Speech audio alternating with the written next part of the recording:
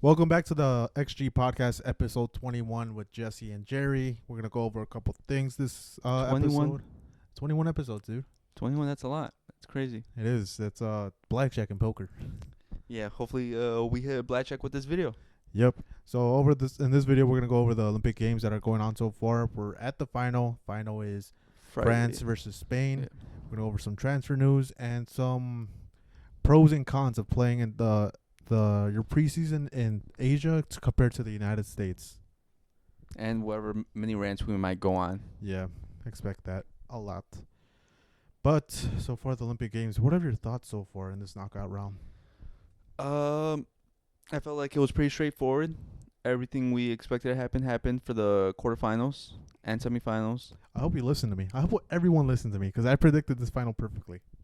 I just want to say I was just trying to be different. The America one, while it was an awful shout, we could start off from that one. Mhm. America versus Morocco. I just wanted to be patriotic. I wanted to support my country in the Olympics. I love watching the Olympics and I love supporting America during them. They make me feel happy. Not so much this time. It was awful. Oh, it was great. It was great. It was a rude awakening. I guessed it. The U.S. struggles against really good teams, like badly. They lost 4-0. Conceded a penalty 29th minute. Then after that, they were playing pretty good. And then the second goal came in the second half, and yeah, kind of started shitting the bed. Conceded another penalty in the 90th minute when you're already done. Yeah. It was over from the start. They had no control over the game. It was all Morocco the entire time. And yeah, I felt like if they were going to win, it was going to be a struggle, and they were going to have to pull it out last minute, but they never had the chance. Morocco took it out of them, and it was pretty much straightforward. Yeah, the U.S. could have definitely made a bigger battle. I don't know. Because say the U.S. tops their group or somehow they beat France, they have to face Argentina. So either then it's fuck. Who do you face? Do you think you have a better chance with Argentina or Morocco? Argentina? Yeah, because they'll take France spot. Oh, Yeah, you they meant top the group. I was thinking knockout. I was like, No, yeah, they switched positions. Somehow they beat the French. yeah. But yeah, it was just tough. Hopefully they gain a lot of experience from this. Not every country can win gold like Mexico. It's very hard to do it. We topped the hard Neymar squad. They faced Hakimi, but again, it was a really good Morocco team. I'm talking shit, but it was Morocco's really good. But if you think about it, that Mexico gave up everything for that gold. Oh yeah, they gave up their soul. They gave up their soul because after that, it's just been downhill. Oh yeah, the golden generation, as some say, but we've been saying that for years. I feel like every nation comes out and is like, oh, this is our golden generation, and it's yeah. And we'll talk about the next golden generation or like generations of Spain versus our current dynasty. Yeah, dude, they're dominating everything right now. I called it. I told you they're my winners. Yeah. They easily beat Japan 3-0. Fermin, this is the game you're waiting for. Yeah. He stood out and he just showed out, dude. 2 goals, one instantly in the 11th minute. He's been scoring a lot of like goals from distance. Not really tap-ins, but yeah, something like that. Which I think is a good trend for football nowadays because, yeah. I felt like beforehand, I felt like everyone was literally trying to get inside the net before they did anything. And I felt like it's a good to bring it back, long shots. Because they always make games interesting and a bit of excitement when they actually go in. Yeah, it's what you need right now. Especially like more teams are playing low blocks. And then this is where you take advantage of the long-range shots. And they're going in and they're going to have to find a way to defend that. Yeah. And now it's on Barcelona. What the fuck are they doing buying Dani Olmo? If you have Fermin on the bench. Listen, man, Yeah, it's just my little thing. Well, fuck Barcelona. Deco, fuck you. We'll continue. But yeah, that was my little thing. On the other side of the bracket, what is it? Egypt versus Paraguay. It was a close match. It was a close one. Could have gone either way. Mm-hmm. But I felt like Egypt's experience was actually very helpful with El Neni or El Neni. El Neni, yeah, there Mm-hmm. was very helpful in leadership wise, and I felt like they're just a good team. Mm-hmm. Not like superstars everywhere like other teams, but they were just solid well chemistry. They play well from the back. Yeah. Like their build up, it's really good. And they did that against the next winner. But the next match is Argentina versus France. And Argentina will be kicking themselves in the foot right now because they had so many shots that game. Nothing would go in. Nothing. But it was a really intense match as expected with the recent controversy going on. But I love the game. It was a good game. I felt like it was worthy of a final Mm-hmm. because the tension was high. Everyone was playing hard, and it could have really gone either way. Mm. Argentina, their finishing wasn't there. Some could say Julian Alvarez is off the field, might have affected. Yeah, you called it before we even went into the knockouts. Yeah. But damn. Yeah, he dropped a stinker too. He wasn't that as effective. I thought he would have a better World Cup, not World Cup, Olympic Games. Well, But no, he was supposed to be the golden goose for them. He was was. supposed to carry them. he was. I thought I saw him up in the attack. I'm like, well, he's gonna bag at least 5 or 6 goals. Mm-mm. You know, and then for France, I felt like It was a very tense game. yeah. They scored early on, but they didn't really show too much afterwards. If you want to look at the stats, in total, France had 11 shots, 3 on target, and Argentina had 16 and 4 on target. So it tells you a lot about the game. Argentina having most of the possession too, but it's what you do with that possession, which helped a lot because there were a lot of balls being played forward. But yeah, France, I thought they were gonna struggle after this because this game is such a high. It's like you said, it's a final. Yeah, it's final. And, usually how we always say the next game is usually a trap game for teams like this because they relax a little bit even if they don't want to or unconsciously.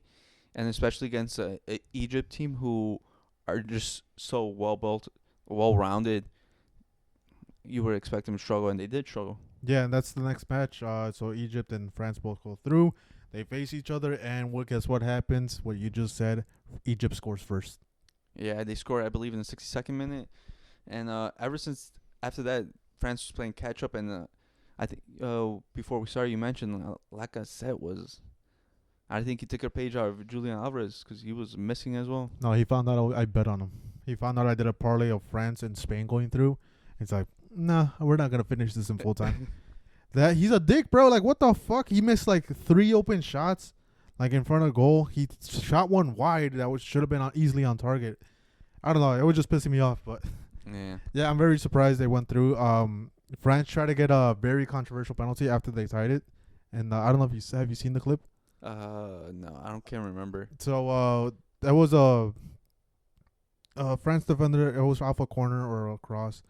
He jumped up, but he slightly nudged the defender forward, so the defender kind of threw his hands up in the air as he's falling, and after the defender for France, which is an attacker, headed the ball, it hit the defender's hand from Egypt, and they were claiming for handball. VAR had to get involved, and it was like I think a 5 or 10 minute check, and they ended up not calling the penalty because they said that the slight nudge was enough to cause a foul and make the defender raise his hands. So they tried to get out with it, and I would have been happy, but. No, I think it was the right call. It was a huge decision for the ref because I recognize the ref. He does a lot of CONCACAF games. Mm-hmm. He's Honduran, so I'm surprised he kept his composure. But during all that, the defender that they were trying to get called a handball against, the one that got fouled, he went up to the ref as he was checking VAR and complained to him and talked shit to him in his face and got a yellow card.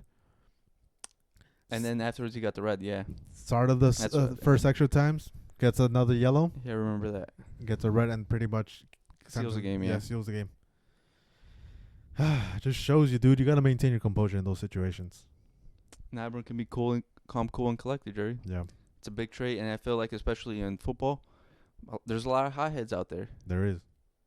And this is what usually happens. It costs a team. Yeah.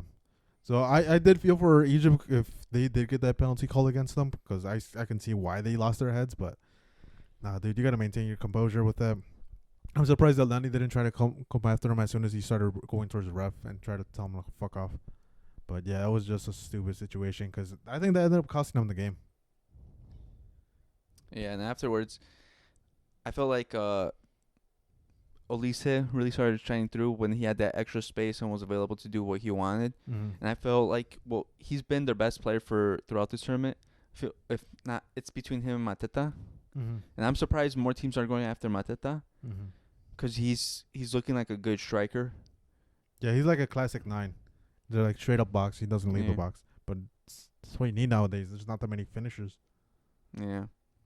And I feel like I was gonna say I feel like he'd be cheap, but who knows what's current market nowadays. And he's at Crystal Palace, so you never know. Yeah, and then they just lost Olise, so and there's people are trying to buy Esse, so they might probably try to hold on to him for at least another season. Mm-hmm. 27 too. He's one of the senior players, but that's a great senior player to have right now because right now I think he's looking like the top goal scorer. But yeah, that's the France versus Egypt game on the other side of the bracket. This one was your favorite game, wasn't it? Spain versus Morocco. Fermin Lopez. He's him. He's going off knockout stages where it matters. Yeah, where it matters, dude. Morocco gets an early lead with a penalty. Controversial, some would say, but no, I think it was well given. And then Spain had to maintain their composure. They kept true to their style of play, and Fermin ended up getting the free chance, just shot at goal. Then the second as the game progressed, I knew another goal was gonna come in from Spain because they had all the momentum. Keep in mind, Morocco was still attacking on occasion. They had some good chances, but never on target. And then Fermin just gives the ball for an assist. Guy shoots it low to the far post and scores. Yeah, I feel like we say, Spain just plays good football. They know what to do. They know their role. You could, I feel like I said this with the senior national team, and I'm saying this with this team again. I feel like the striker is underwhelming, but I feel like not compared to Morata, this guy's not providing the runs or support. And you mentioned they should have benched him because he literally does nothing. Yeah. When they have a good striker on the bench available, Samu from Atletico, who might be getting a move soon because of other news. Yeah, I'm very surprised they don't keep Samu because he has great hold-up play. And then he's even super fast and great in the air. So I'm surprised Abel Ruiz is even getting the start over him. But, that's... It's, I guess, preference, some would say. Yeah, preference. But, yeah, like I said, the stats for this game was kind of insane because Morocco was very dangerous, but they only had one shot on target from the 14 they took. Yeah, I felt like it was going to be a different game. I was expecting a different game between Morocco and Spain. Mm-hmm. I thought Morocco was going to be more challenging and try to take control possession, especially with their players. But they sort of gave up on that and were just sort of going for counterattacks. Mm-hmm. And I don't know. I feel like that's not the way to stop this Spanish team. No. I feel like you need to take the ball away from them. Yeah, to make them uncomfortable. Yeah, if you give them the ball, you're just asking for danger on your goal. Yeah, because from the 14 shots they also took, that was 14 and 14. They tied on shots taken. They had 5 on target. But, yeah, it's just too many. Guess the pass difference. 300? 262 Morocco, 349 Spain.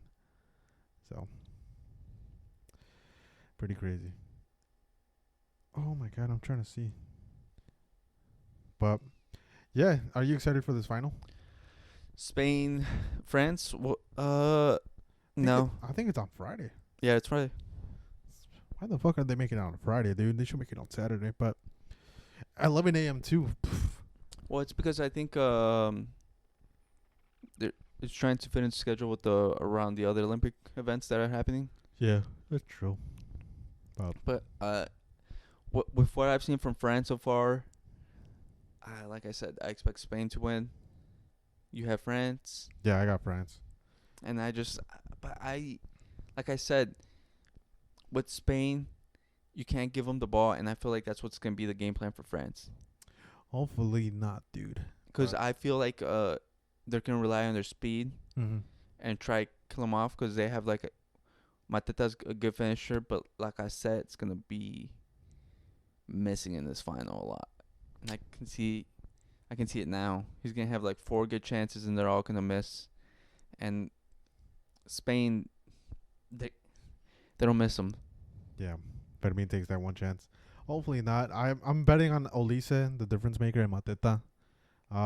Like I said, I thought he'd be better because he started off hot against the U.S., but after that, it's been like nullified a lot. But yeah, I'm betting on Olise because Olise, he's just different gravy, dude. Yeah. I don't know. I don't think so. I feel like he's popped off in the last couple minutes for France. He's had moments for France, Mm-hmm. and I feel like in the final, if those moments take too long, it's gonna be too late. Trust me, I want to pick Spain just because of their dominance in all levels, youth, senior, women's, men's. But I'm gonna go with France because that's what I first said. Trust me, if I would have been happy if Egypt won versus France, Yeah. but it is what it is. But on one note, pretty much an African nation is guaranteed a medal. Yeah, Yeah, that's true. third place, Morocco place, versus Egypt. Who you got? Morocco. Yeah, you said that. All right. You I- got Morocco? No, I think Egypt. Is what it is. From what I saw, I think Egypt. I think they go to penalties. That would be interesting. I would love to see penalties. Olympic For- penalties, dude? Yeah, for a goal, for a medal, that'd be awesome. But you got any closing thoughts about the Olympic Games so far? No, not really. We'll go with transfers, dude. Transfers, which we've discussed. We were expecting more, but I felt like this summer has been packed with, the Euros, Copa America, and now the Olympics. Like next week, right? August 14th, 15th, La Liga starts again. A bunch of other leagues start pretty soon as well. I think so. The leagues do start. So very there's soon. not been time for big moves to happen because there hasn't really been any. Mm-hmm. And yeah. Well, I think there's gonna be a lot of panic buys come August 31st for transfer deadline, because people are gonna injuries are probably gonna happen a lot since a lot of players aren't getting a lot of time to rest between these tournaments. Atalanta being one of them. Scamacca picked up an ACL injury, so now they're gonna have to buy a striker. Yeah, they're gonna have to buy a striker, and they're gonna miss him. They're gonna miss him for the Super Cup, Yeah, they are. Sadly, and then they're about to sell who was his name? I can't remember. To Juventus, 50 mil. they're about to, or it already happened. Well, everything's agreed, but they were just waiting off for the Super Cup because they wanted him to play for the Super Cup, and then they were gonna sell him. Oh, not sure who, Let me see if I see the name. but a lot of sell-offs. Not sell-offs, but yeah, a lot of players sold in La Liga, which not many buys. Coop Miners, I believe. Oh, Coop Miners, Yeah, that's a good buy. to Juventus. Just Juventus is making a run back, but haven't had a great preseason. But yeah, they're buying. They're just buying all the talent. You're just buying talent. they're bound to get better, you know. But yeah, very surprising. So like you said, panic buys. So far for La Liga, like I mentioned, there's not that many buys. Biggest one probably Lenormand being bought from Sociedad and going to Atletico Madrid. Sorloth from Villarreal to Atletico Madrid. I think Madrid's busy in this market. Yeah, because they weren't busy in the last one or the previous one. No, but I feel like they're making smart buys. Sorloth being one of the top goal scorers from last season, and then they're getting a player for their profile, Lenormand. Lenormand. But I was talking about the new buy. Oh, Julian Alvarez. That man presses so much. He's pretty much a mini I would say a mini Griezmann in the sense of like pressing, because he doesn't stop running. Yeah. But yeah, it's very interesting. I just wonder what they're gonna do with Joao Felix, because they still have him in the books, Well, they're trying to get rid of him. but no one wants to buy him. No one wants to buy him because I know they've you guys can't afford him. We can, but they want to give more wages to Barcelona, like a bigger part of the wages again, Yeah. and Barca can't take that on. Because I know there was links with him to Benfica going Mhm. back, but they're just trying to get him off the books because Mhm. he doesn't fit the profile. And they're getting Julian Alvarez and then they're getting Sorloth. So they're basically replacing their striker tandem with because Morata's gone off to AC Milan, and then they didn't re-sign the pay. Mm-hmm. So now they can rely on those two, and that's a good strike force. It's very deadly. Big facts. Because Sorloth has shown it the past year. He's one of the top goal scorers in the league. Julian Alvarez, he still has, he's 24 now, so he still has potential. Yeah. And he really just fits the system really well for Atletico. It's a perfect buy. He's a typical Atletico Madrid striker. Yeah. He reminds me of like the pressing, not as much as like everything else, but as far as pressing is like, who was it? Diego Costa. That fucker just up on you. It's not as annoying, thankfully. He's not fucking he's not pushing you, hitting you, talking shit. Yeah. But he's always up on you. He's just a nuisance. Yeah. But a big one I sent you on Instagram. What's it called? Girona got squad wiped. Girona got squad wiped, and Juventus got squad wiped too. Oh yeah. Like we said, the Juventus one is just philosophy with their new coach Thiago Motta. Mm-hmm. And I mentioned I feel like a lot of teams are doing that. They're not necessarily like big name players because that's hard to move, especially now in the current market. Yeah. A lot of teams don't have the type of money to be able to afford players like that. So then I feel like that's also into the reason why there's not big name players moving around in the market. But the role players that sort of make the system tick, they're moving around a lot because teams are changing philosophies so much. Yeah. With Thiago Motta, he realized these players can't fit his style. They won't play his style. Mm-hmm. So he's getting rid of them and bringing in players that can. And I think I don't know if I mentioned it off the pod or in the pod. I think Juventus aren't going to do well in the beginning of the season.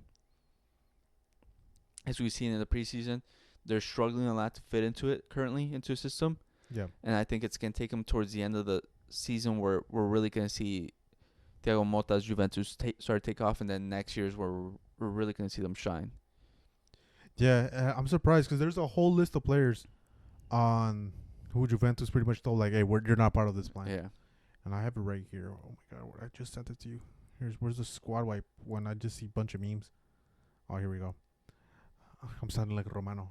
Federico Chiesa, Chesney, Weston McKennie, Milik, De Sciglio, which I haven't heard in so long. Rugani, Arthur Melo, Kostic, who is very surprising. He just got there like 2 seasons ago, but then again, it's not his buy. Yeah. And Caviglia. The biggest one for me is Chesney. I thought he was a pretty good keeper. Yeah, but I think that one's not more for system, but more wages. Yeah, okay. Because he's more of a veteran player, and he's been there for a while now, and I think his wages were getting higher. And we know Juventus has struggled with, wage bill, and they've been trying to cut down on that. They'll probably have some other younger keeper available. I don't think it's going to be that major of a difference. Because Chesney, he's a solid ball-playing goalie. I'm not surprised. It's not like it's like the biggest name. Yeah, looking back at it, wages, he has been there for a minute since he left Arsenal. So, I could see it. Yeah. Like, his wages probably got insane because, 2015 what is it, 2020? Well, Buffon was there, but like to now, the wages had been insane. Yeah. And then with Girona, I have the list of players that left. I'm not surprised because, like we said, it's a City group team. Yeah. And so, like, what happened is Man City took the best players from them. They took Savio. Mm-hmm. And then the other ones, they sold for profit. Other ones moved on for better opportunities because they know it's a transition club. They know they're probably going to upper table if they're lucky. Mm-hmm.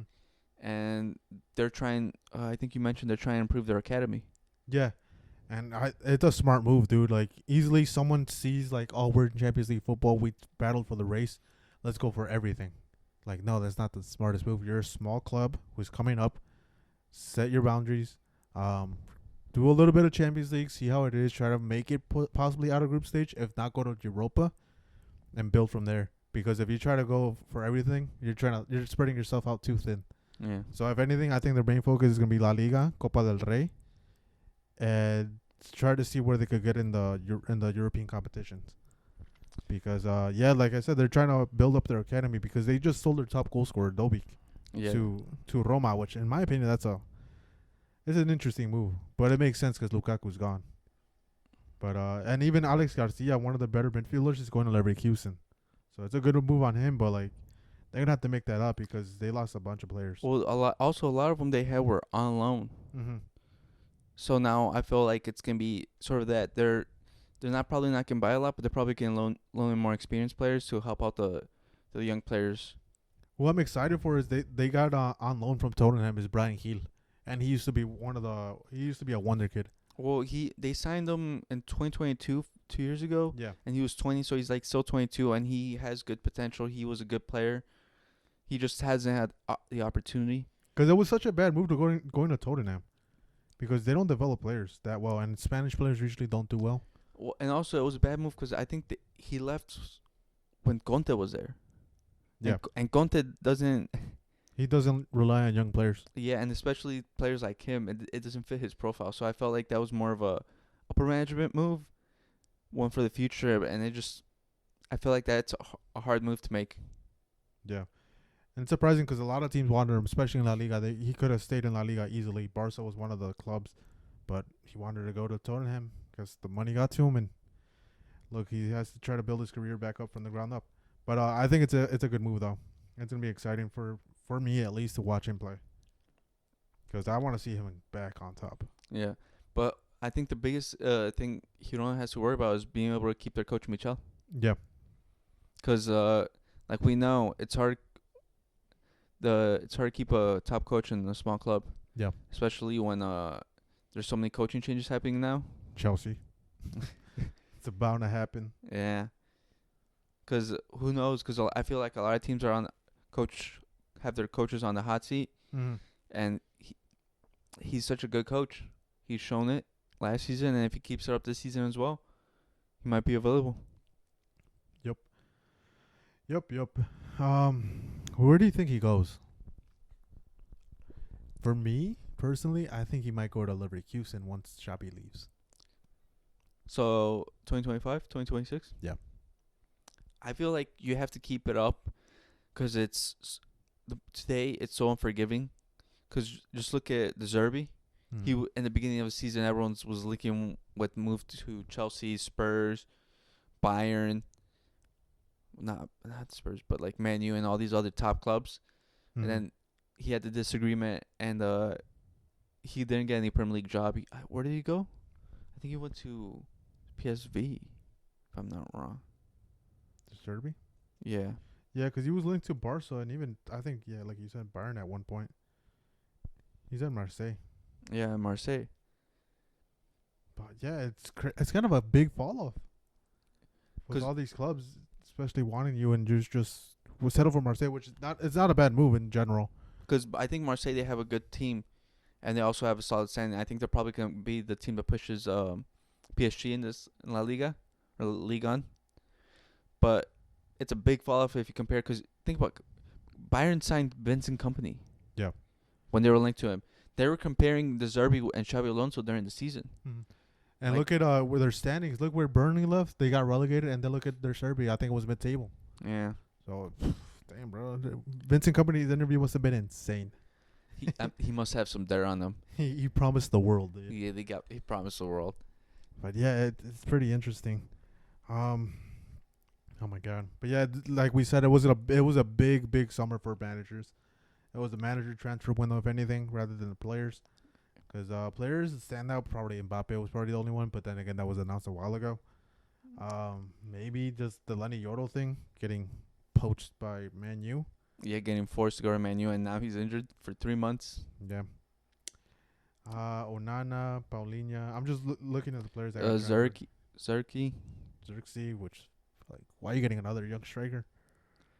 and then they signed the 16-year-old from Arsenal, who's supposed to be another good prospect, another striker. So who knows how they're gonna manage that? And then Joao Neves finally joined PSG. Yeah, João Neves, which, looking at it from like outside and name profile and everything, it looks like a really strong midfield because they have Vitinha, João Neves, and Emery. So that looks really good from name perspective. Who knows how it plays out, how they play well with each other. Oh yeah, it's a good like in name, but who knows how they play out. But yeah, Well, Man U was going for Ugarte, and apparently the deal's off. They don't want to pay 65 mil. Yeah, because I think I talked to you about it on Saturday. They're trying to get Ugarte, and then the news came out that they want Delete and what's his name, Azuari. Yeah. Where the fuck are they getting the money? Who knows? You know, Premier League clubs, rules they don't matter to them. The Super League, you mean? Yeah, it's just interesting. And a very low key move that happened that no one's talked about. Greenwood went to Marseille. Yeah. The Serbi's gonna have his hands on him. Sounds. No, not like that, dude. That's how they look. All right. Well, let's Not like that, dude. Yeah. No, but like I said, Marseille has a good squad. I feel Mhm. like they're going to be competing against PSG because, like I said, still there. Aubameyang was there. I think he's still there. Like, No, like I said, in Leon. wasn't he? Oh, No, Aubameyang is there though.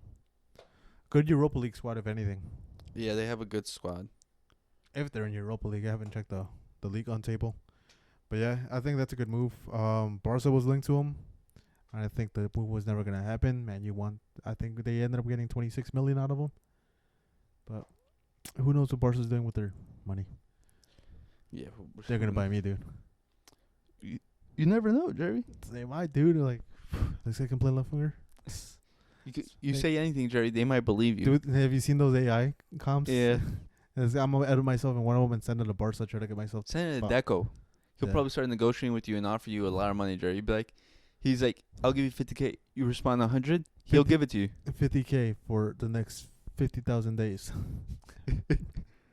Or well, a dollar a day for the next 50,000 days, probably. But fuck Barca. We'll go to the next topic. Yeah. Even though they beat Real Madrid in the Clásico, Not real. not real. But you guys were setting fucking Courtois to try to tie the game in the last minute. It wasn't real. There was a penalty that wasn't called. No VAR. It's not official. It's not a real match. Yeah, it wasn't real. Good game though. Yeah, well, there was a big stoppage. Oh yeah, so it's a good segue into the next topic. Where would you rather have your preseason, Jesse? The U.S. or Asia? Honestly, at this point, I think Asia. Yeah. Because, well, before Asia used to be an untapped market that I think Real Madrid were like one of the first teams kind of to exploit it because with the Beckham. Galácticos. Yeah, with Beckham and everything.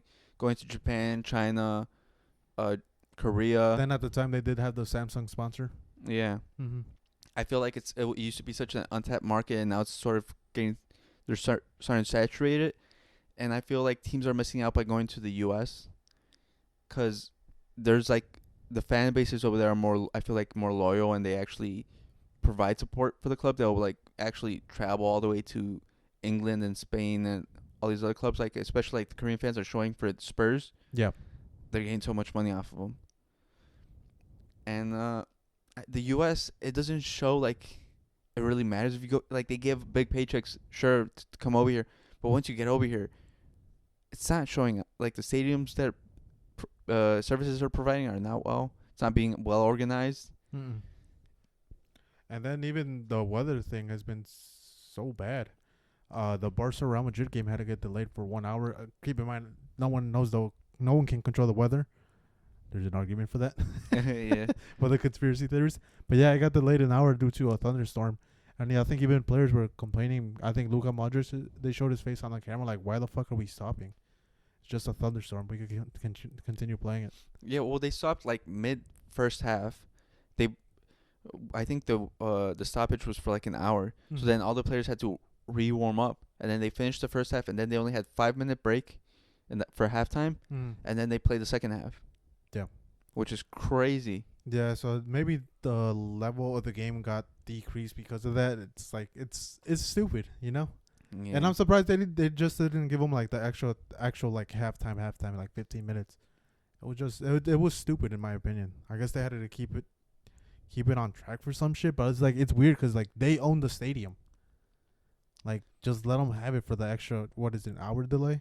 Yeah, like I said, it makes no sense, and I feel like we look at the preseason now, and it's sort of like a joke because no one really takes it serious. It's how Vinicius doing his fucking tricks, Yeah. and Gundogan just laughing his ass off. Yeah, but yeah, I look at the preseason and I feel like coming to USA, I feel like it's taken less serious. And when the teams that go to Asia, I feel like they sort of know what the teams want, and they sort of try to give them that Mm-hmm. a sort of a working experience. Sure, there's also like the K League All Stars that were just a showcase, Yeah. but that's what I expect in preseason. You're there for also for fans and try and showcase it. Yeah. Yeah, because right here they're trying to make it competitive. Like they give us a Barca Real Madrid match. It's gonna be tight. It's gonna be aggressive. All this, and then like compared to in Asia, like they know it's a friendly. Like this is not, because I've always had the thing is like this should not be a preseason game. Barca Real Madrid, Man City, Chelsea. It just is a Liverpool Man U, because like people are gonna take it over the top if they fucking win by a lot. Like I think the Man U won Yeah, versus Liverpool. they're going crazy like as if it like really mattered. I'm like, no, there was like 12 subs in the game. Mm-hmm. They're trying to get their work in. They're trying to build up their stamina level for when the season starts. Yeah, and then it's very interesting how whoever designed the schedule for the Premier League, because Chelsea Man City is the first game of the season, and they're playing a preseason. How the fuck does that make sense? Yeah, man. I don't know. So I don't know. It's just weird. Maybe I want to know how much money they're getting out of it, because it has to be a lot for them to be playing like such high quality levels. Because even then, say like Barcelona, Real Madrid, they take the game super serious. Someone gets injured. Well, it did happen for AC Milan and Real Madrid. Palacios. Yeah. Tore ACL. So it's just dumb. Like there should definitely be a preparation game, but they're being sold as in it's huge fucking matchup. Like as a serious, and certain players actually like a certain amount of star players have to play a certain amount of time and get exposure for the fans. And it's crazy. I'm just surprised they didn't do a halftime show. Yeah, I'm surprised because like even you could go back to the Real Madrid Barca game, the tackle they did on the center back Fai. Mm-hmm. I think the Real Madrid player. It was Mendoza, or was it Martin. Martinez? I think it was a someone from the Castilla, but he did a ruthless tackle on the center back. Yeah. And keep in mind, he's trying to show out for his team, but obviously it's like, oh, Real Madrid versus Barca, I gotta go super hard, so that's why he went in that hard. Yeah. Because I think even Fire was like going in slightly hard, but it wasn't like to the point where he had a. Because in an actual game, Fire is kicking the shit out of that ball or playing it faster, but he's like, oh, this guy's not gonna tackle, but he ended up doing a crazy tackle on him, which should have been a red. And it was only yellow because of Yeah, it's preseason. That's the criteria they use. Yeah. But yeah, I think at this point Barca should definitely do an Asia tour, because there's a huge amount of Asian fans. Huge market, and especially it's a booming market. Mm-hmm. Like I said, there's Japan, Korea, China, or like even Singapore Mm-hmm. or Taiwan, Australia, even, And I feel like the travel might be easier. or even more enjoyable because coming to the U.S., I feel like the players already come here enough probably Yeah. for like media and all these other things. It's like, what special thing are they going to Cincinnati to play in their stadium? Yeah, let me enjoy my Cincinnati stay. Like, come on. Yeah. And then the weather. Oh my god, I can't remember the fucking game. I know we weren't gonna talk about it, but there was another weather delay, and it was in the Inter Miami Stadium or the Orlando City Stadium. And I would think it was a Premier League club, but it just instantly it went from making subs that you could see the other side of the field to like in 2 seconds the whole field was just flooded with water coming down from the sky. I don't know. They're just unpredictable, and I'm surprised they're doing it in fucking Miami. Right now it's hurricane season. Who knows? Well, they're gonna have a La Liga game there soon.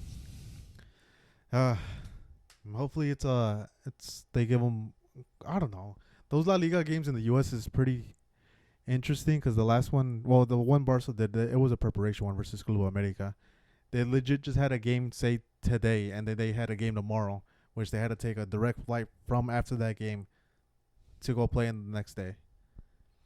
Like I said, I feel like it's gonna be something like that. I'm telling you, it's gonna be bad because it does wear you out traveling so much, and especially La Liga because they've moved the Super Cup to Saudi, so they have to travel mid-season into that, and then also now for La Liga, they're having to travel all the way to Miami. Like, what is this coming to? Like, La Liga is supposed to be local, so you could play in their local stadium and get their local fans. But now they're trying to export it to America? Yeah. Like, It's just dumb. That's not how you build up a league. Yeah. Because when have you seen a Premier League club do that? And they have all the money and all the TV rights. Yeah. So It's dumb. it's dumb, but what can you say? You know, Yeah, there's nothing we can do about it, unfortunately. that's La Liga president Tebas for you. What wasn't there news about him? They're trying to. They've been trying to kick him out for like 2 years, Jesse. I don't know Yeah. how he got voted back in. I don't know what he knows, man. He must know something. Real Madrid fan, but even Real Madrid hates him. They voted against him. I know, but even then they wanted to make Mateo Lagos the fucking president. Which is fucking crazy. Make me president, please. Maybe. But any other topics you wanted to go over? Joel Martinez, the center back, 16-year-old center back. He looks solid, which I'm kind of glad because we're gonna need the reinforcements. I was gonna say, you guys are just trying to be Barca, dude. Play 16-year-old. This is our 16-year-old. Well, no, because I've heard about him, but I was kind of surprised because how he played wasn't what I was expecting. Mm-hmm. Because I saw like people that actually watch, because he's from Juvenil. He's not even Castilla yet. Mm-hmm. Mentioned that, oh, he reminds me of Sergio Ramos. So when I heard that, I'm like, oh, expecting like an aggressive, goes forward a lot, center back. But he's not Sergio Ramos. The only resemblance was that he has long hair when he started out his career, because he seemed calm and composed in the back, and I felt like he wasn't like. I didn't see him in a dead sprint, so he didn't seem like Ramos, where he was a fast center back. He just seemed like he was sort of like tactical type of center back, aware. So hopefully he plays up to the level, because we might need him to play during the season. I was gonna say they gotta give him a chance too, because Ancelotti don't want to play youngsters like that. I don't know, man. Especially at a very important position like center back, he'll play Camavinga and Chomeni before he plays, I think, a 16-year-old. No, because I think Camavinga's going to be stuck on left back duty, because Fran Garcia has not played well, and he hasn't lived up to what Real Madrid fans were expecting when they got him back from Vallecano. So it's just Mendy right now, because I think Ancelotti has lost faith in Fran Garcia.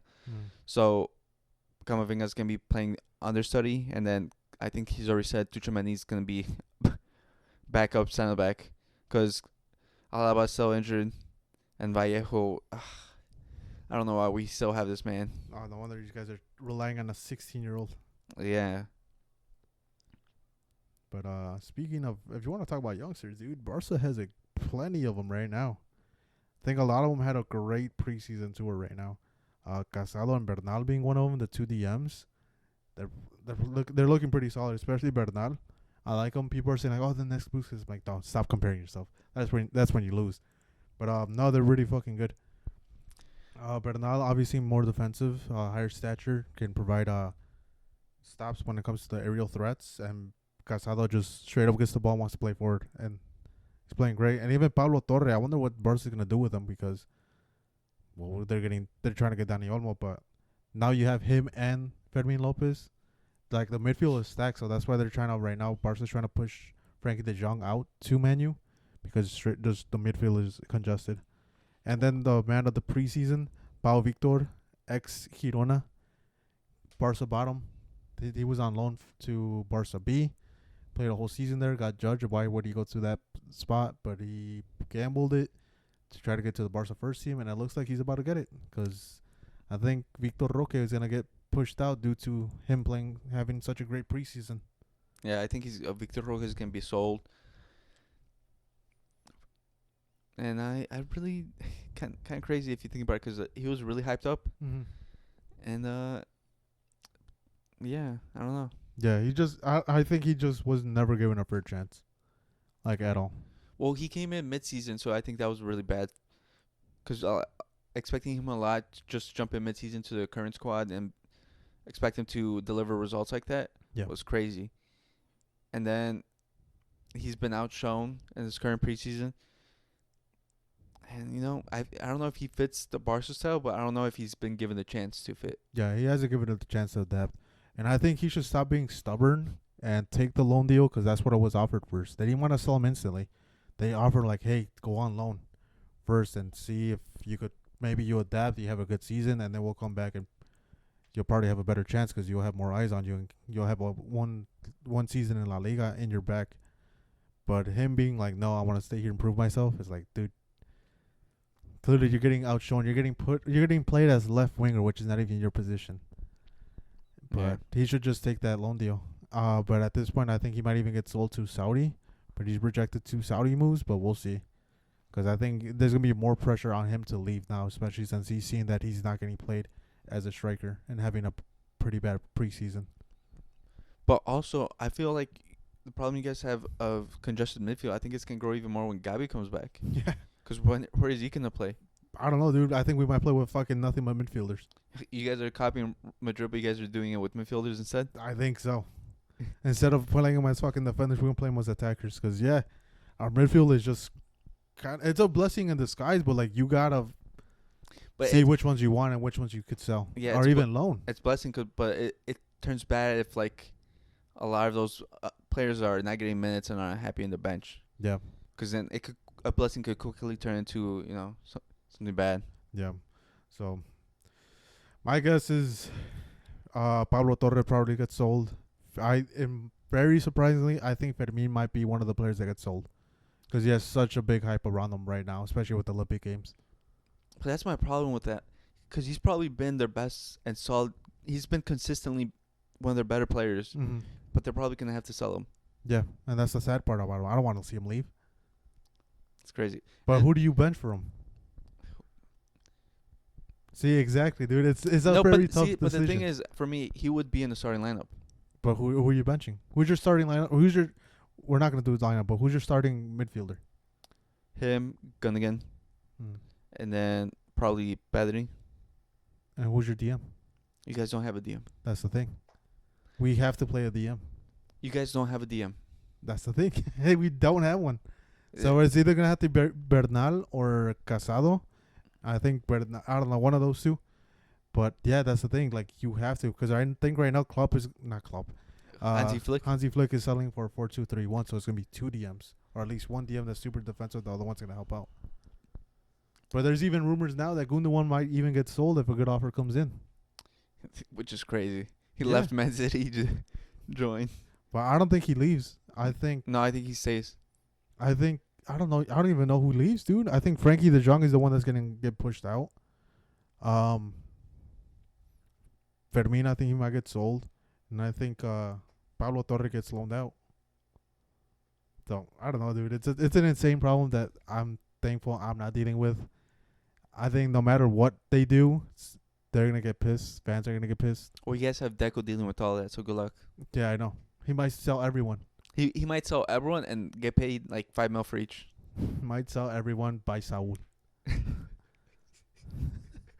Even though I think he already joined the team, but yeah. I think he joined Girona. I forget, but I don't know. It's a very interesting problem. Also, just say you remind me, youngsters, Enrique is not leaving a good impression on me. He has to get loaned out. I'm getting disappointed with him every time I see him. And what's worrying me the most is that he's basically taking a post-aloof spot as coming in like, off the bench, providing something different. I don't think he provides anything different from the team. Because he does have speed, but I felt like we needed a big presence. Yeah. That Joselu was, because just like Sanders. Did he come back? Who? Joselu? He got sold to Saudi. Yeah. Yeah, and plus his finishing has not been there. So, But this is not a surprise to me because he's been having bad games with Palmeiras even before he came. He had a great streak, but then he started having really, really bad games. That's the thing that I saw about him, that he had good streaks, then he would go cold, and then he would get hot again. But you can't do that. No. Especially at this level. So with all the wages around you, like Real Madrid has to win. With the hype. But he's also in a horrible situation because the front three's set. Yeah. And he's probably can be the first one off the bench to replace anyone. Think so? Like, with the hype and everything, I think it's going to be forced. But I think it should be Brahim, obviously, because last season he showed that he was reliable. Because he might even sometimes should have been starting. Yeah. And then there's so Arda Güler, who even preseason was showing off. He had a good Euros and now a good preseason. I was going to say, do you really have Güler? Because I think the first one off the bench to go into they need a sub. It's going to be for an attacking sub. it's gonna be Brahim. Then I think it's Guler. Then I think it's maybe Endrick. But I think the name and the money that they spent, Do you think he has to go in front of everyone? I think they're gonna put him above everyone. Crazy. Because obviously, I think Brahim's probably the best one right now, Yeah. and he provides the most, and he should be the one that comes off the bench. And Guler's showing that he could be a superstar. He might start pushing Rodrigo away and eventually selling him because that right wing spot should be his. Mm-hmm. But I don't know about Endrick. All that hype, dude. His favorite player is Bobby Charlton. That man, his parents weren't alive for that. Nah, yeah. My boy's just throwing. He's throwing FIFA names out there. He said Di Stefano. He was watching. I was like, this man. This man is all marketing, dude. I'm telling you, he's a fucking industry plant. But no, it's very interesting that he's having such bad games because he had bad games with Brazil, and now a really bad preseason with Real Madrid. Because you should at least had one goal with Madrid in the preseason. Yeah, and especially because they were starting him and they were having him as a focal point, but he wasn't doing anything. It showed that everything was coming between Arda Güler and Brahim. So, if anything, it's a lesson. Brazilian clubs finesse Barca and Real Madrid. well, yeah, because the last two have. Well, if anything doesn't work out, it's been the last two because there's also Renier, who we bought for 40 mil, loaned him out to Dortmund, didn't work there. Loaned him out to somewhere in La Liga, I think, for 2 clubs, and he's just on the wage bill now. They're trying to get rid of him. Yeah. Don't worry, we got Douglas, dude. You remember Douglas? I remember him. Got him for no fucking reason. I think it was not even Neymar's friend, dude. I think they did it for Neymar Neymar's there because he was his agent. He was the agent. Because everyone's like, what? He was on the wage bill for a good time. Yeah. But yeah, I think if anything, it might shift the market on getting Brazilians and actually have to do more scouting, because for them to be sold as this much hype and not turning out to be as good. Well, this is the problem because it was Vinny and Rodrigo that started this hype. Mm. But the thing is, they both had time to develop. Yeah, that's the thing. But right now, I don't think none of those Barca or Madrid. They don't have time to give him time to develop. Mm-hmm. Because Vinny now, before he could start games and take it in stride. Because it was when Ronaldo left. Yeah, and the spot was open and he could like rotate in and out. But there were still superstar players there to help mentor and help him. Now there's not. Endrick's coming in. He's trying to compete for a spot with Mbappe and Vinny and Rodrigo, and they're so young. Yeah. So it's hard. Yeah. It's going to be interesting seeing them if they end up clashing with Mbappe or someone in the club, because I'm pretty sure they're going to get frustrated. Yeah, if he keeps on all this lying and just like... And I think that might be Arda Güler's downfall, because it's shown in the Euros that he gets frustrated with teammates and talks shit to them in the field and off the field, and he's had troubles with coaches off the field. So it might be Güler's downfall. I think that's the only thing that might stop him from being a superstar.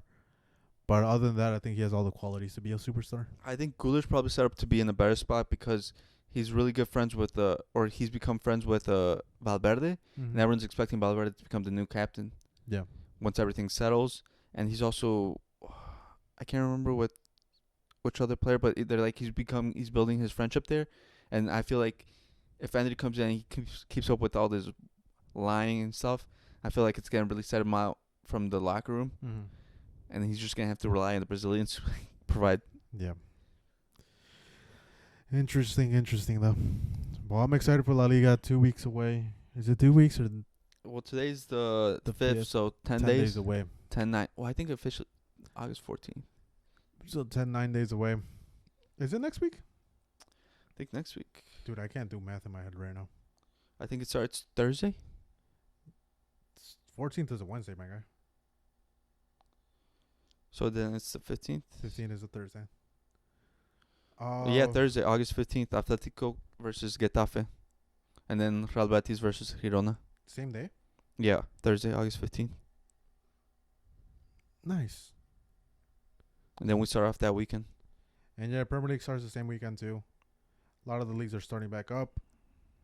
And it's exciting, especially to see who does the panic buys.